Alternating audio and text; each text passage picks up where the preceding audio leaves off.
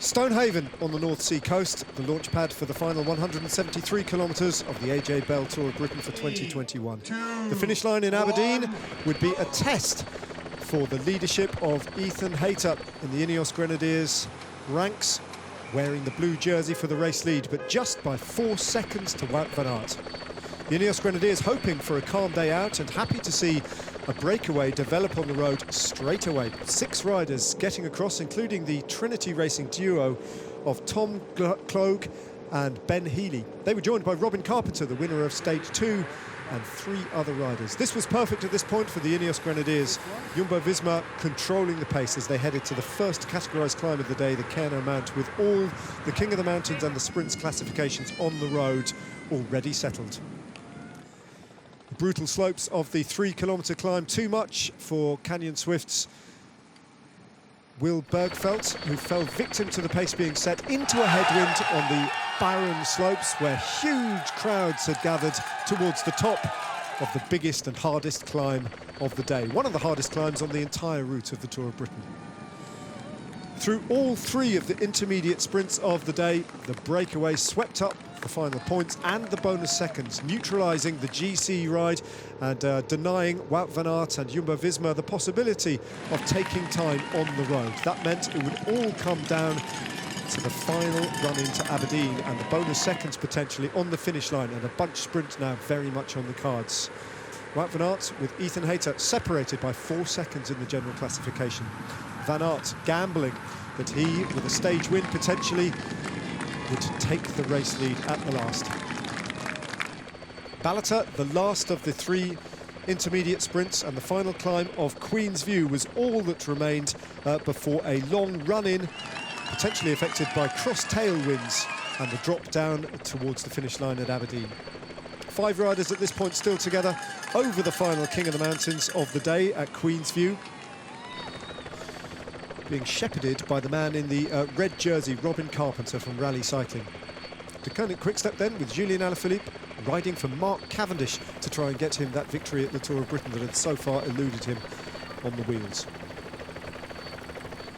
Ethan Hayter then being piloted up further towards the front by Michał Kwiatkowski, and the breakaway starting to lose their numbers. Michał Paluta of the Global 6 cycling team, the next rider to go, that left just 4 riders out front, but holding on to a stubborn advantage as they approached Aberdeen.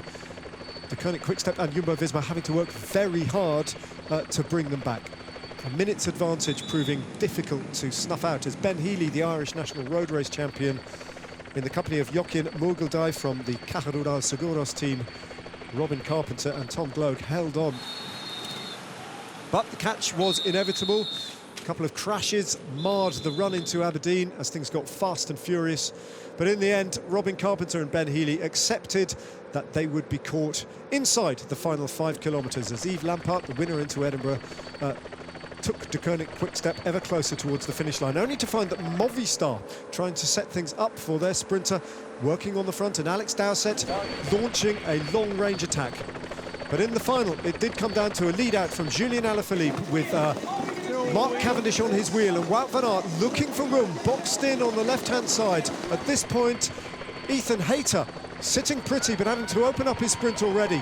Wout van Aert then coming off the rails, finding a gap, moving in front of Hayter, coming past Andre Greipel, finishing fast, and Mark Cavendish to take the win, with Ethan Hayter rolling in the minor placings and out of the general classification lead. In the end, Wout van Aert had it all. The stage win, and after that, with the bonus seconds, the victory in the general classification.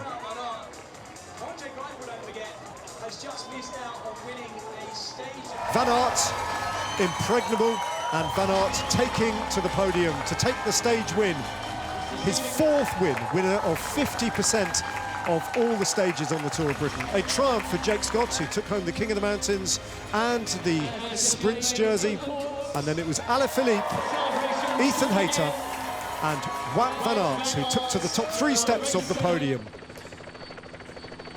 6 seconds in the end, the gap between first and second, as Ethan Hayter had to settle for second place with Julian Alaphilippe in third, but the victory going to Wout van Aert.